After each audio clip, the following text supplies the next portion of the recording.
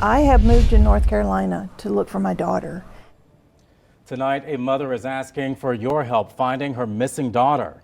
Tomorrow will mark 1 year since Bethany Buckles disappeared. News 13's Samir Nefsi joins us now. And Samir, you talked with the mother and investigators on this case. Yeah, Holly, I did exactly that. Bethany's mother, Jo Collins, has made finding out what happened to her daughter her mission. In fact, the 75-year-old mother has moved here to the mountains from Atlanta to become an investigator herself. Even though she's all grown up, she's still my daughter. And when you look at them, you still see them when they're in pigtails. This is how Jo Collins remembers her daughter, Bethany Collins Buckles, simply known as Beth. For the past year, there has been one consistent thought she's had about her little girl. Where is she?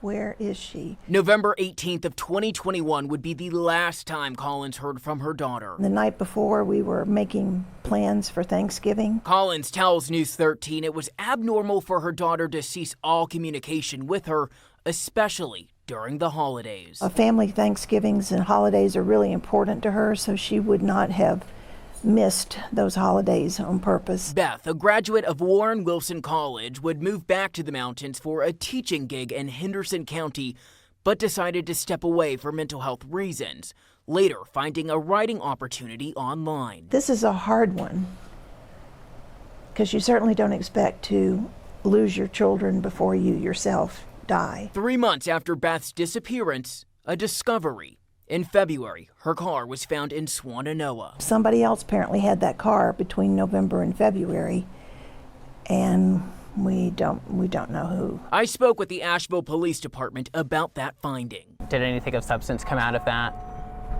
i.e. fingerprints?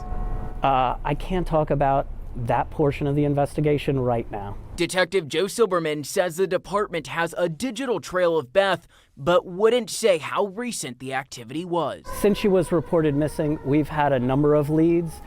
They do tend towards the East Asheville and eastern part of Buncombe County. I might live 20 more years, I might live 2 more years, but I can't bear the thought of dying and not knowing where my daughter is. Now this mom is hoping that being here in the mountains will help to generate more leads and bring closure to both the case and herself. I'm much more interested in finding her and putting her to rest than I am in trying to find out exactly what happened to her. Whatever happened to her, I hope she wasn't afraid, and I hope that it was quick. As you can gather, Jo feels her daughter is dead. She tells me she believes Beth might have been at the wrong place at the wrong time, but she is pushing that aside and hoping to at least find her remains. So does APD have a person of interest? Yeah, that's a great question. So I actually asked that to APD earlier today, and they told me they couldn't answer that exact question at this time.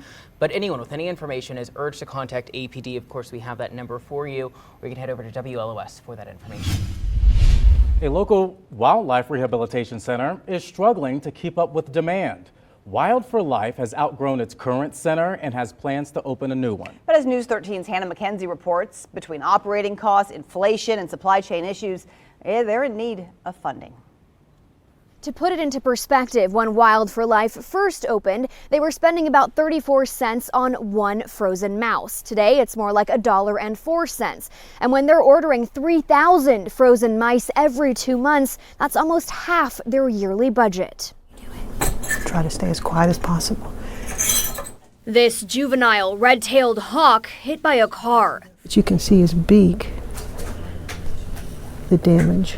He's recovering at the Wild for Life Bird Rehabilitation Center. We're going to administer Medicam to this bird. We have calculate the dosage based on his weight, and then we administer it orally. He's just one of many in the care of Mary Beth Bryman and Susie Wright. Combined, the Wild for Life co-founders have 64 years experience in animal rehab. We don't name the rehab animals. The whole goal with the rehab animals is to keep them as wild as possible and get them back out where they belong. Open since 2000, the volunteer-run nonprofit is the only state and federally licensed wildlife rehabilitation center within about 60 miles of Asheville, and they've outgrown their current setup. We often have carrier on top of carrier. And some point we have to turn down birds because we want to give quality care to the birds that we have. The goal, expand upon their 15-acre property with a 4,000 square foot building. The price tag upward of $1 million, and right now money is tight. We're just getting by on the seat of our pants. Their annual budget around $40,000, most of which comes via donation. Without a sizable boost, they're sitting stagnant. He'll probably be here through the winter. Grounded by their size. We have to find funding. It would change our lives around. It would change the opportunity to take in more birds, to educate more people. Thousands of birds have recovered here and been released back into the wild. For those with injuries too severe, they require a possession permit. And right now, 11 birds of prey are living here. They serve as the ambassadors for the facility's education program. For more information about Wild for Life and how to donate or volunteer, head to WLOS.com. Math, science, writing, social skills, one middle school teacher teaches it all. In this week's Thanks to Teachers, News 13's Karen Wynn explains why she wouldn't have it any other way. Here at Asheville Middle School, special education teacher Kaysee Grogan gets high praise for providing her students a family atmosphere as she teaches them real-life skills.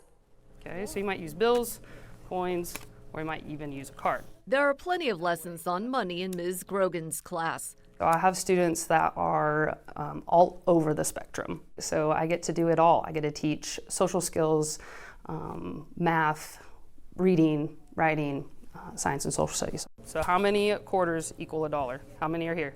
4.